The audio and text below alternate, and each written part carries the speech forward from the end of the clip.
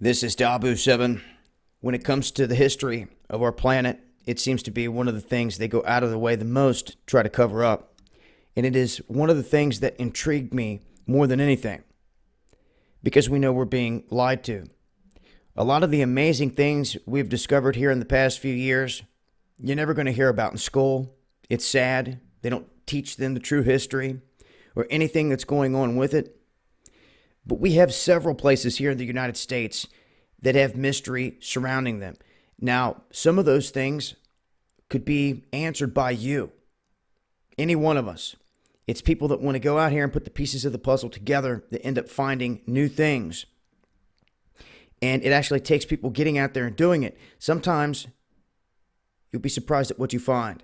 Now, we've had people discover, like within the past year, a guy digging on the banks of a river where the water had receded in California.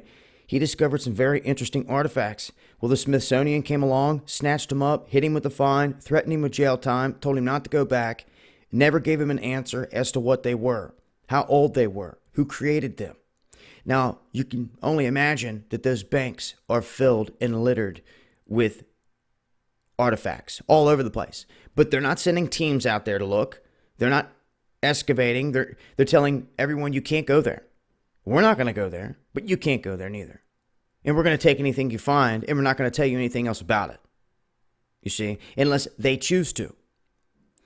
Now, some artifacts actually, the cat's out of the bag basically once they're found. It catches so quickly and takes off that there's no way that they can really hide it. Some of these things they put on display in museums, but the Smithsonian warehouses are loaded with artifacts from across this globe that people have no clue even exist. They keep so super top secret. But this stone that was found in New Hampshire is one of those things that have been discovered here in the United States that raises a lot of question. It was discovered in 1872. They believe that it was made by Native Americans. They're saying that it may have been a commemorative piece for a treaty between two different tribes. Now, what's even more mysterious about this is, and what further complicated the research for them, is that there's two holes in the stone, one at the top and one at the bottom. These holes were drilled with a level of precision that seems inconsistent with the ability of pre-modern tools. The design, the smoothness, the detail, the fact that a drill bit was used with precision that they say there's no way it could have been possible. Well, how many times are we seeing that time and time again here? That they say, oh, it could not have been possible. How could these people have done it? Well, it's because they're lying to you about history. And we'll continue here. And this is just in America. The Indian cave petroglyphs. If you were to go check these out, these are in Harrison County, West Virginia. And you can only imagine that there's more unexplored caves out there waiting for you or someone else to stumble into and to find new petroglyphs. And ones like these, they're saying that the cave was explored in the 19th century. And to this day, these petroglyphs have been preserved to where they're virtually unchanged. They also, you can't see it really in this picture, but they used a lot of red in their paintings and in their petroglyphs. And then that brings me to the next one here, which they have labeled America's Stonehenge. A lot of people call the Georgia Guidestones that these days, but a lot of those people don't know the history of some of these sites that I'm sharing with you. Outside of Salem, New Hampshire, lies the ruins of what some believe to be an ancient settlement. And some call this America's Stonehenge. It's made up of numerous man-made stone chambers, walls, rock structures. And there's been some heated debate among people that say exactly how this came about. They're saying that the most prominent theory was that it was built by Native Americans some 2,500 years ago, and that it's been used for centuries as a place of safe haven or religious ceremony. Others say it could have been monks that built it. But I have a funny feeling they have a good idea on who was building what. They're just not saying a whole lot. Now, another massive earthwork, and it was the biggest Still the biggest up here when it comes to a serpent effigy, the Great Serpent Mound. Now, I went up here. I got on video aerial footage of all of this. The video I had up, the music I had in it that they hit with a copyright strike, which was ridiculous. It was a beat that I had licensed and owned for years, but it just goes to show they'll go out of the way to remove the stuff. I still have it. I'm gonna put it together in another collage of clips I'm gonna put out. But very interesting. I've spent many trips up here, hiking the woods, down by the waterway, all the way around. There's an energy here that you can feel. And why I've gone back so many times is because of that energy that you can feel. There's something here. I can't explain it. There's obviously a massive mystery connecting to this. They say that it's this, it's that it was an ancient religious site. And still, they can't prove or say exactly who did it. There's theory, and strong theory, on different tribes and names, but none of it is concrete. What's very interesting is there's caves that run around through here, and I haven't got a chance to explore all of them, but one of the things I want to do when I go back up here is just that, is to get into the cave systems and check out any other underlying things that may have been missed around this. Now, what's very unique about this is an area for the longest time they thought was like an impact crater, but what they have shown here recently, and I watched this on, I think, a Discovery Science piece, where they were talking about the geology of this part of the planet was actually pushed up, not down, not like an impact, that something happened called an earth shift, a quake. It pushed all of the land up here. And the energy levels here are also, and you can't rule out that there may not have been some kind of impact, but with the choppiness of detail that they give, to me, getting out in the field and searching for yourself is the best way to get answers. Now, this, I'm going to lock onto it here. This one here is a site, Cahokia. This was a tribe.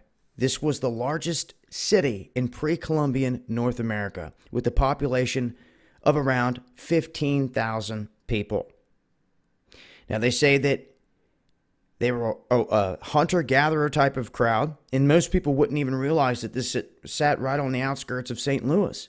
And there are mounds right across the waterway there in St. Louis. Every time I seem to be in St. Louis, I have that on my radar, but I get caught up in protest stuff and just running the streets and busy until I ride out. But this is one thing I want to try to check out. All these different mound locations. They're worth looking into and exploring. You never know what you can find on the outskirts. Here recently, they discovered new stuff at some of these locations that people didn't know was even there. They've gone deeper in the woods to find more mounds at some of these locations. And what you're looking at here is the main penny. Now, this is where disinformation comes into play throughout time. And for the longest time, it was misidentified as a 12th century British penny. This was a coin found at a Native American settlement in Maine in 1957. So what is so special about this one coin? To me, and to many others, it rewrites everything in their whole story of, Columbus sailed the ocean blue, and he was the first one to come here to discover the Americas. That crap they feed you in school, it's all a lie. He was not the first one here. There were many others before it. It's been documented. And this coin itself, they say, was minted between 1065 and 1080. This is the only pre-Columbus Norse artifact ever found in the United States. But it was here. It was here in Maine. Viking coinage. See? And that they don't want to talk about in the history book because they've already got it written out a certain way. And here's another Dighton rock. This is very interesting. This is a 40-ton boulder in the Taunton River of Berkeley, Massachusetts. This was discovered in 1690 and still sits there. A lot of debate as to who carved this. And this is the thing, guys. Anyone out there in a river or a waterway, especially those that are in a drought, you never know what you're going to find peeking up out of the gravel, out of the earth. And this Upton Chamber